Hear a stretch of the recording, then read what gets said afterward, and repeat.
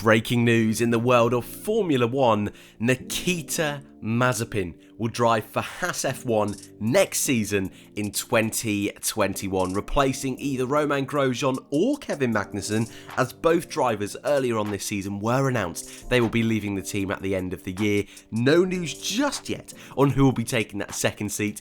It is highly thought of that it will be Formula 2 champion Mick Schumacher, but we're not at that championship status yet, and an announcement on that second driver is yet to be made. But first up, and more importantly today, Mazepin has been officially announced, and what an opportunity it is for this young man. The 21-year-old Russian has been in Formula 2 for 2 seasons now. His first year with ART was pretty tricky, but this year he has come on leap and bounds, joining the brand new Hitech team up against the super quick, the super experienced Luca Giotto, and he smashed it. Mazepin, with 1 round to go, is well and truly in that fight for the Drivers' Championship. He's a little bit off Callum Ilott and Mick Schumacher, but certainly it's a possibility.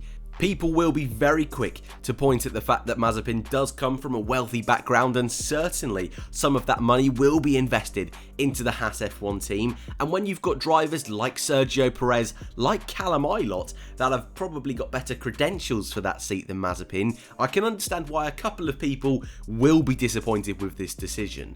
But in Mazepin, I really do believe we've got a real character joining the grid next season. It's not always sunshine and rainbows with Nikita Mazepin. If you've had the opportunity to see his little outburst at the end of the Belgian Grand Prix in F2 this year, when he got a penalty, rightly so, rightly not, he wasn't happy at the end of that Grand Prix. And it's something that people, especially more traditional Formula 1 fans, do complain sometimes. We don't have these big characters in Formula 1.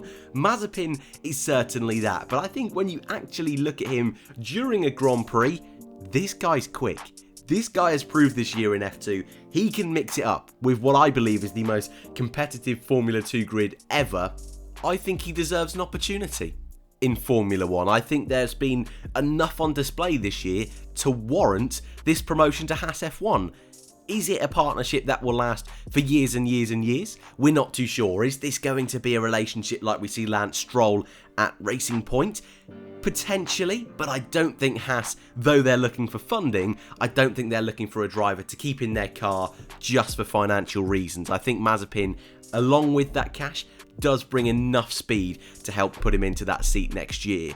I think this is more of a Sergei Sorokin at Williams, Robert Kubica at Williams kind of deal here, where they want to see him, they want him to prove himself, but he has to prove himself. If he's not going to put in those performances very quickly next season, the season after, they'll start looking at drivers like Hülkenberg, like Perez, like a couple of those other drivers coming up from F2 in the next couple of years.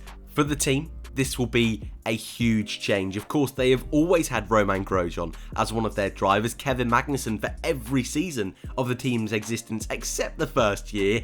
Mazepin will be the team's youngest ever driver, 21 years old, and with Mick Schumacher expected to be the second driver within that team, an all-rookie lineup is going to be a huge shift in dynamic away from the far experienced pair of Grosjean and Magnussen. How are the team going to adapt? It's all going to come down to the drivers' performances. They're not going to be able to give the feedback like Grosjean, like Magnussen. And if the car isn't great, like it hasn't been over the last couple of years, that could be a real sticking point for the team and could allow teams such as Alfa Romeo and Williams to get a bit of an advantage over Haas over the next couple of years. There is still a chance, a very small chance, that Haas don't decide to go with Schumacher. They do decide to try and put a bit of experience within that car. Maybe it's Hülkenberg, maybe it's Perez. I think it's very, very unlikely. Callum Ilott over the last couple of days has announced he will not be driving in Formula 1 next year, which is a real shame considering how good he's been in F2 this year and how unlucky he's been at times. But Schumacher appears to be the man to be alongside Mazepin next year. But the news today, Nikita Mazepin, I'm excited to see what he can do. I think he's got a lot of doubters to prove. I think he's got the speed. I think he's certainly going to get his elbows out next season.